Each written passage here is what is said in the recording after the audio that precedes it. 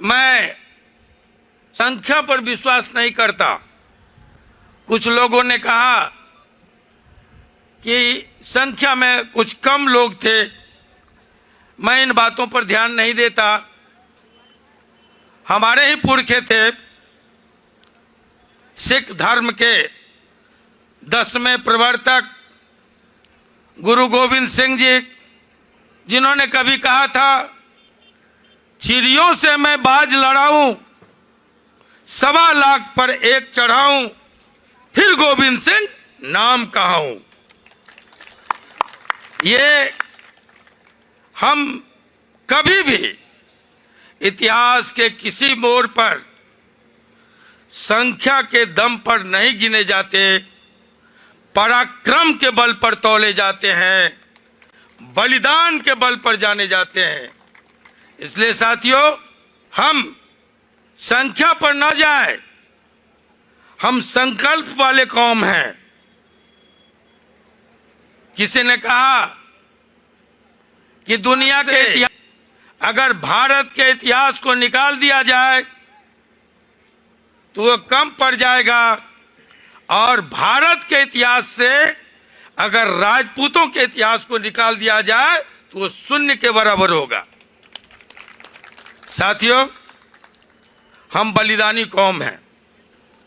हम विस्तार में नहीं जाएंगे। हमारे पूर्व वक्ताओं ने काफी कुछ कह दिया है कि किस तरह हमने देश की, सरहद की, धर्म की रक्षा की, भारत की रक्षा की। ये कुछ किसी से छुपा हुआ नहीं है। मुल्क की आजादी के बाद हमारे क्या देन रहे, वो भी किसी से छुपा हुआ नहीं है। हम देने वाले कौम हैं, लेने वाले कौम नहीं है। हम शासक थे, आज भी लोगों के दिलों पर शासन करते हैं। हम कभी याचक नहीं बन सकते, हाथ नहीं फैला सकते। ये हमारी कुर्बानी है, ये हमारा इतिहास है। साथियों, आज इतिहास के बड़ी कठिन मोड़ पर हम इकट्ठे हुए। मुल्क की आजादी हमने सब कुछ दिया। आजादी के बाद, आजादी के पहले 1857 से लेकर 1942 तक का इतिहास अगर कोई उठा ले, पूर्व के इतिहास को छोड़िए, भारत की आजादी के इतिहास को, तो हमारी कुर्बानी सर्वाधिक रही। लेकिन मुल्क की आजादी के बाद जब इस देश ने लोकतंत्र को अपनाया, जब इस देश की एकता और अखंडता की बारी आई, तब भी सबसे ज्यादा रजवाड़े, रियासतें हमने दी, किले हमने दिए, और तब जाकर एक भारत समुन्नत भारत बना, एक अखंड भारत बना। हालांकि खंडित भारत हमें मिला हिस्से में, बावजूद इसके साथियों, ये सब हमारी कुर्बानी पर संभव हुआ। मुल्क की आजादी के बाद भी हमने जब लोकतंत्र अपनाया, तब भी कुर्बानी हम ही को देनी पड़ी। प्रिवी पर्स पहले छीना गया, फिर सीलिंग आए, सीलिंग में हमारी जमीनें गई, हम सब बर्दाश्त करते रहे। अखंड भारत के स्वामी थे। जिस अखंड भारत की कल्पना हमें समझाई जाती है, एक बार नहीं, कई कई बार अखंड भारत की नींव हमने रखी। आज हम सिमटते चले गए, राज्य में आए, रजवाड़ों में आए, रियासतों में आए, प्रिवी पर्स छीना गया, जमीनें छीनी गई, सब हम बर्दाश्त करते रहे। लेकिन आज हम उस मोड़ पर खड़े हैं जब हमारा इतिहास छीना जा रहा है। जग जाइए, खड़े हो जाइए। इन इतिहास चोरों के खिलाफ खड़े होना आज वक्त का तकाजा है। अगर आज हम नहीं संभले, अगर आज हम खड़े नहीं हुए, तो हम इतिहास से मिट जाएंगे। रेबड़ियों के तरह हमारे महापुरखों को बांटा जा रहा है। बोली लगाए जा रहे हैं, तुम किस जाति से हो, फला जाति, तुम पृथ्वीराज चौहान ले लो। तुम किस जाति से हो, फला जाति, तुम मीर भोज ले लो। तुम किस जाति से हो, फला जाति, तुम अल्लाह उदल ले लो। कल जिस खाप से हम आते हैं, जिस जगह से हम आते हैं, पंडित राम प्रसाद बिस्मिल तोमर वंश के थे। उनको भी कहा जाता है एक जाति विशेष का, इसलिए कि उनको टाइटल लगा हुआ है। साथियों, हमारे टाइटल तो सब ले सकते हैं। कहते भूमिहार भी ठाकुर लिखता है, हमको समझाया जाता है। कहते हैं ब्राह्मण भी ठाकुर लिखता है बिहार में, कहते हैं नाई भी बिहार में।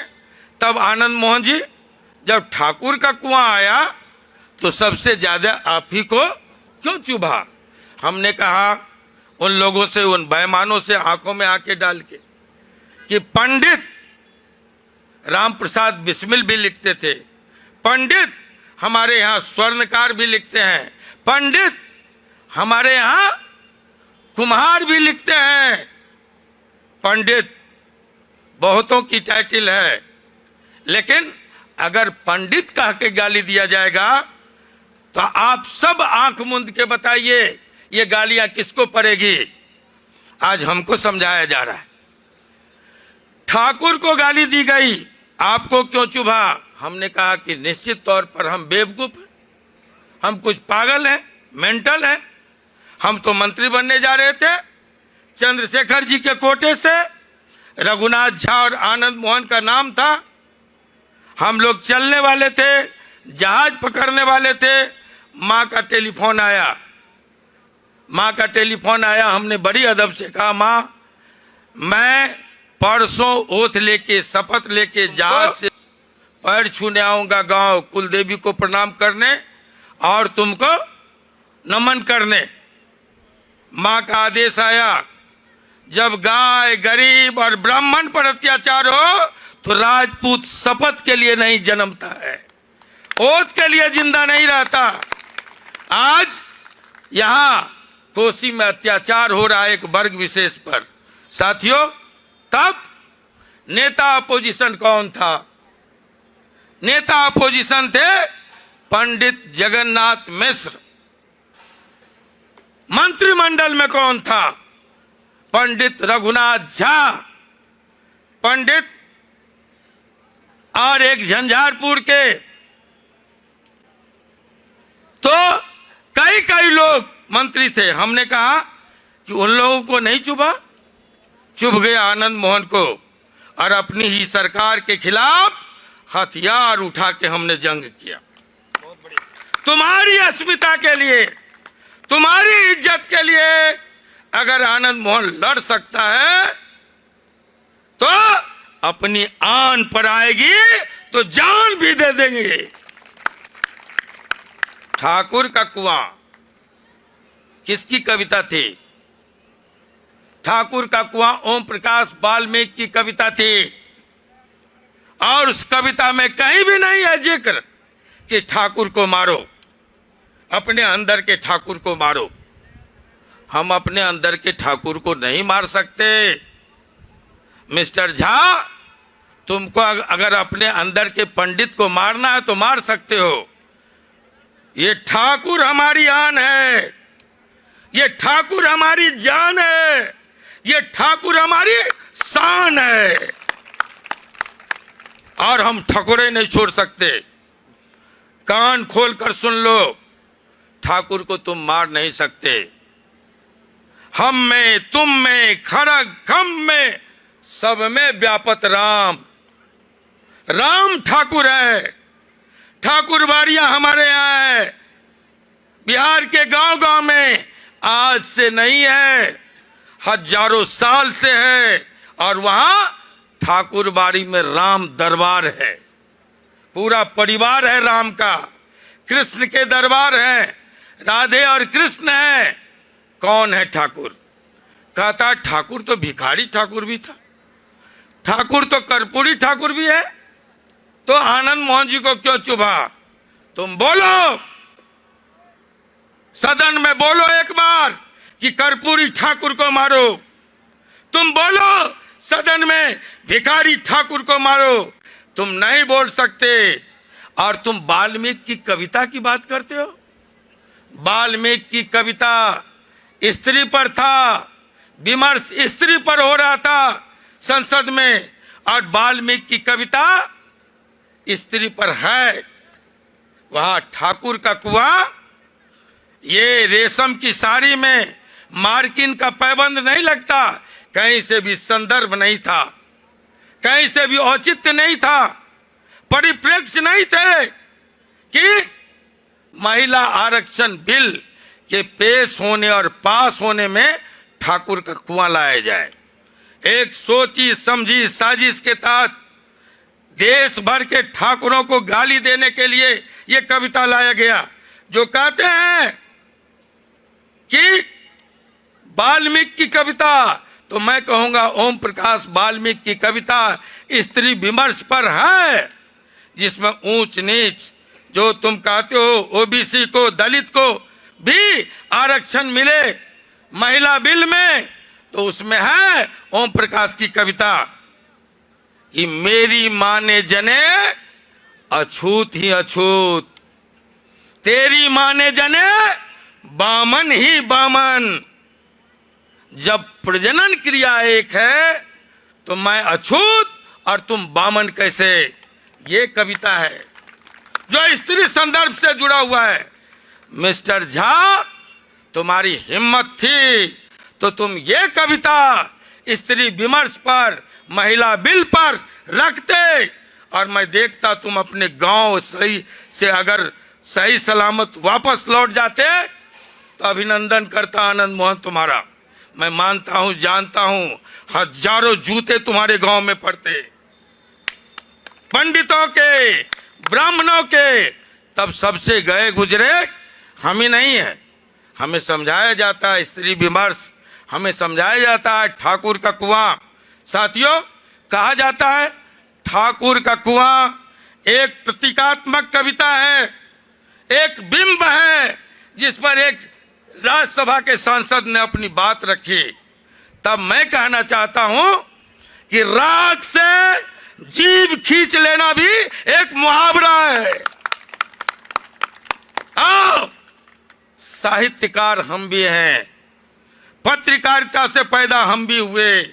इमरजेंसी के दौर में हमारी एक पत्रिका निकलती थी, क्रांति दूत, जिसके हॉकर्स पकड़े जाते थे। पहली गिरफ्तारी मीसा में मेरी हुई एक संपादक के तौर पर। इसलिए पत्रकारिता हमको मत समझाओ और साहित्य का बिंब हमको मत समझाओ। 6 पुस्तकें आनंद मोहन की प्रकाशित हो चुकी हैं। इस देश और दुनिया में हिंदी की का जो मानक प्रकाशन है राजकमल से प्रकाशित हो चुका है। तुम पढ़ाते हो, हम पढ़ने वाले कौम नहीं हैं, हम इतिहास गढ़ने वाले कौम हैं, पढ़ने वाले नहीं हैं, हम लिखने वाले लोग हैं। अगर साहित्य की बात होगी तो आनंद मोहन का दलित साहित्य जो हमने लिखा, पर्वत पुरुष दशरथ, एक प्रेम कहानी, आप सब जानते हैं। ताजमहल उसके उदाहरण है, शाहजहां के प्रेम की कहानी, और दूसरी एक प्रेम की कहानी आनंद मोहन के कलम से निकली, फिल्म बना माउंटेन मैन माझी, और सीबीएसई के पाठ्यक्रम में शामिल हुआ पर्वत पुरुष दशरथ, वो आनंद मोहन की लिखी कहानी है। साथियों, मेरी अंतर यह है कि तुम पढ़ाते हो और मेरे लिखे पर सीबीएसई जैसे सम्मानित संस्था इस देश की जो है उसके बच्चे पढ़ के डिग्रियां हासिल करते हैं, कहते हैं विद्वान। मैंने कहा कि विद्वान और चालाक में बहुत फर्क है, उतना ही फर्क है जितना नेतागिरी और भांटगिरी में फर्क है। साथियों, आज मैं जब आपके बीच आया हूं तो ये कहने आया हूं कि आइए, ये अपमान संपूर्ण समुदाय का अपमान है, इसके पहले एक दिन पहले नए संसद से हमें बहुत उम्मीदें थी, नई उम्मीदें थी, लेकिन संसद के सीमित सत्र में, अल्पकालीन सत्र में 2 घटनाएं हुई। ये देश हमारी कुर्बानियों के दम पर जब आजाद हुआ और राजतंत्र के लिए बदनाम हम सब ने जब लोकतंत्र को अपनाया तो हमारा संविधान बना, वो है धर्मनिरपेक्ष समाजवादी गणराज्य। और एक धर्मनिरपेक्ष समाजवादी गणराज्य के किसी सांसद को सीमा के बाहर जाकर किसी बलिदानी कौम को गाली देने का कोई अधिकार नहीं है। लेकिन 2 घटनाएं घटी। एक घटना घटी जब अल्पसंख्यकों को, मुसलमानों को टारगेट करके कहा गया आतंकी, गद्दार, मुल्ला और कटुआ, और उसके दूसरे दिन ही पलट के हमें कहा गया ठाकुर को मारो। ये हमारे समूल नस्ल का आह्वान किया गया। इसलिए मैं आप सबको निमंत्रण देने आया हूं। डेट निर्धारित करके मैं प्रेस को बोल के जाऊंगा। हम सभी जाएंगे सभापति से मिलने, चेयरमैन, ये लोकसभा के स्पीकर से मिलने, कि इन दोनों बातों को जो कार्रवाई में दर्ज हो गई, कहते हैं आनंद मोहन की तिलमिलाहट क्यों है। साथियों, अगर कोई व्यक्तिगत रूप से हमको गाली दे, अगर टीवी के एंकर हमको बुलाकर और एंकरिंग के दौरान गालियां सुनवाए, आलोचना करे, हम बर्दाश्त करेंगे। अखबारों में हमको गाली दी जाए, हम बर्दाश्त करेंगे। मंचों से हमको गाली दी जाए, बर्दाश्त करेंगे। लेकिन अगर लोकसभा के सत्र में कोई सांसद, राज्यसभा के अंदर कोई सांसद एक कम्युनिटी विशेष को अगर गाली देता है तो वो सदा सदा के लिए वो गाली कार्रवाई में दर्ज हो जाता है। जब तक ये देश रहेगा और जब तक हमारा लोकतंत्र रहेगा, जब तक लोकसभा रहेगा, ठाकुरों को ये गालियां पीढ़ी दर पीढ़ी सालती रहेगी। हम डिमोरलाइज होते रहेंगे, हम अपमानित होते रहेंगे। इसलिए मैं आपका आह्वान करने आया हूं। चुनाव है, आप एक मुद्दा, ये जो 28 मुद्दे हैं उसमें एक मुद्दा और जोड़िए।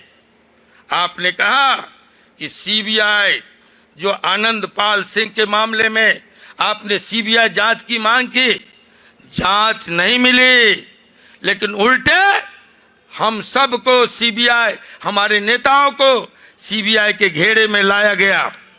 आज लोग, कुछ दिन पहले मैं पूछा एक लीडर से, आप कहाँ हैं? कहा कि मैं आया हूं दिल्ली, सीबीआई का मुकदमा है। आपने दिया है कि सीबीआई का मुकदमा ये जो हम पर किया गया है वापस लो। उसी तरह 29वां डिमांड जोड़िए कि सदन की कार्रवाई से ठाकुरों की दी गई गाली को वापस लो, वरना राजस्थान के चुनाव में आपको इसकी कीमत चुकता करनी होगी। ये जोड़ने की जरूरत है। हम मिलेंगे स्पीकर से, हम मिलेंगे सभापति से कार्रवाई को वापस लेने के लिए। अगर नहीं लिया गया तो मैं फिर आह्वान करूंगा। देश भर से लाखों लोग अगले शीतकालीन सत्र में जुटेंगे। हम जंतर मंतर पर और सदन का घेराव करेंगे, इस गाली को सदा सदा के लिए वापस लिया जाए। साथियों, हमने कहा चेतन आनंद उस पार्टी के मेंबर थे, हमारा पुत्र, बड़ा पुत्र, जिस पार्टी से मिस्टर झा आते हैं। हमने बड़ी विनम्रता से कहा था कि एक तरफ एक व्यक्ति का अहंकार है, उसकी दी हुई गाली है, और दूसरी तरफ देश भर के एक बलिदानी समुदाय का स्वाभिमान है। मैं विनम्र अपील करता हूं कि आप उससे माफी मांगने बोलिए और आप आगे बढ़ करके अपील कीजिए सभापति से कि उस गाली को वापस लिया जाए। साथियों, हम किसी पार्टी के गुलाम नहीं है, हम किसी पार्टी के बंधुआ मजदूर नहीं है। ये राजस्थान की पार्टियों को भी कह दीजिए और हम देश भर की पार्टी को भी कहना चाहते हैं। एक तरफ कौन होगा हमारा नेता कल का? हम कहां से, हम समाज के नेता हुआ करते थे। हमारी छतरी में क्षत्रिय वो शब्द है जिस छतरी के नीचे क्या दलित, क्या पिछड़े, क्या आदिवासी, क्या अल्पसंख्यक, क्या हिंदू, मुसलमान, सिख, ईसाई, सभी वर्ग के लोग, सभी वर्ण के लोग हमारी छतरी के अंदर सुरक्षित होते थे। हम समाज के वो नेता होते थे। आज हम समाज के नेता नहीं हैं, आज हम समाज के प्रवक्ता बन के रह गए। हर पार्टी का प्रवक्ता का मतलब भोंपू, जो गाली दिलवानी हो प्रवक्ता से दिलवाओ, गालियां उसको और पूरे समाज को गाली सुनवाओ। आज हम नेता नहीं प्रवक्ता हैं। साथियों, मैं आप तमाम लोगों को कहने आया हूं, आपसे विनती करने आया हूं कि आप एक बार खड़े होइए। हम पार्टियों से, हमने कहा कि हम बंधुआ मजदूर नहीं हैं, हम किसी के गुलाम नहीं हैं। कौन होगा मेरा नेता? कौन होगा समाज का नेता? अगर समाज की बात एक तरफ और पार्टी की बात एक तरफ, अगर ये टकराव आ जाए तो पार्टी की बातों को, पार्टी की आन को छोड़कर जो समाज के शान के साथ खड़ा हो वो हमारा नेता होगा। कौन होगा हमारा नेता? लेकिन जब समाज की, जात की बात हो और राष्ट्र की बात हो तो जात की बात को लात मारकर राष्ट्र के लिए खड़े हो जाए, वो होगा हमारा नेता। साथियों, इसलिए हमने कहा हर व्यक्ति जो हमारे समुदाय में जन्मा हमारा नेता नहीं होगा। हम एक समुदाय, एक जाति के लिए कभी बलिदान देते नहीं रहे। लोग कहते हैं मिटाने की नौबत आ गई, लोग कहते हैं अब हम शेष हैं, शेष रह जाएंगे, बहुत जल्द हमारी वजूद खत्म हो जाएगी। हमने कहा बड़ी शिकार किया आपने शेरों का, चारों तरफ शिकारी निकलते थे, शेर ही शिकार होते थे। आज क्या नौबत आई है? आज चले जाइए, यहां राजस्थान में भी टाइगर रिजर्व होगा, उत्तराखंड में भी टाइगर रिजर्व है, मध्य प्रदेश में भी टाइगर रिजर्व है। क्यों है? शेरों की गिरती आबादी को देखकर सरकार चिंतित हुई और कहा इस नस्ल को बचाना जरूरी है। गिटपिट सिटपिट बातें, तिकड़म की बातें, राजनीति की होशियारी बहुत कर लोगे, लेकिन जब बॉर्डर पर बंदूकें गरजेंगी, जब तोपें आग उगलेगी, तब हम ही अपना कलेजा सामने रखेंगे, हम ही लड़ने के लिए निकलेंगे। मुल्क की हिफाजत के लिए, इसकी निगहबानी के लिए हम लड़ते रहे हैं, लड़ते रहेंगे। राजपूत रेजिमेंट इसका निशानी है, राजपूत राइफल्स इसके निशानी है, जाट रेजिमेंट इसके निशानी है। साथियों, आज एक साजिश चल रही है, इस साजिश को आपको समझना होगा। उत्तर प्रदेश में एक बार लोगों ने अजगर का प्रयोग किया। अ से अहिर, गौ से गुजर, जौ से जाट, र से राजपूत। जैसे ये प्रयोग हुआ, सत्ता बदल गई, गणित बदल गए और फिर कृषक जातियों का कब्जा उत्तर प्रदेश और हरियाणा में हो गया। आज ऐसे लोग, ऐसे फिटकिड़ी झा जैसे लोग नहीं चाहते हैं कि देश की मार्शल कौमें इकट्ठा हो और चालाक लोगों को सत्ता से उठाकर बाहर फेंक दिया जाए। चाल को समझने की जरूरत है, इस धूर्ताई को समझने की जरूरत है। और इसलिए साथियों, कृषक जातियों की एकता भी जरूरी है। हम जो गिनती जो आए हैं बिहार में, अगर जनगणना, जातीय जनगणना जरूरी है तो हम इसका स्वागत करते हैं। लेकिन ये जातीय जनगणना सिर्फ बिहार में नहीं, आनंद मोहन इसका स्वागत करेगा जब ये जातीय जनगणना पूरे देश में हो। इसलिए कि और जातियां बिहार से निकलकर, उत्तर प्रदेश से निकलकर, कुछ भाग हरियाणा और मध्य प्रदेश जाते जाते सिमट जाएगी या फिर दुबले हो जाएंगे। लेकिन जब जनगणना होगा तो एक ही नेशनल कम्युनिटी है, वो है राजपूत। इसलिए जातीय जनगणना से मुंह मत फेरो, स्वागत करो।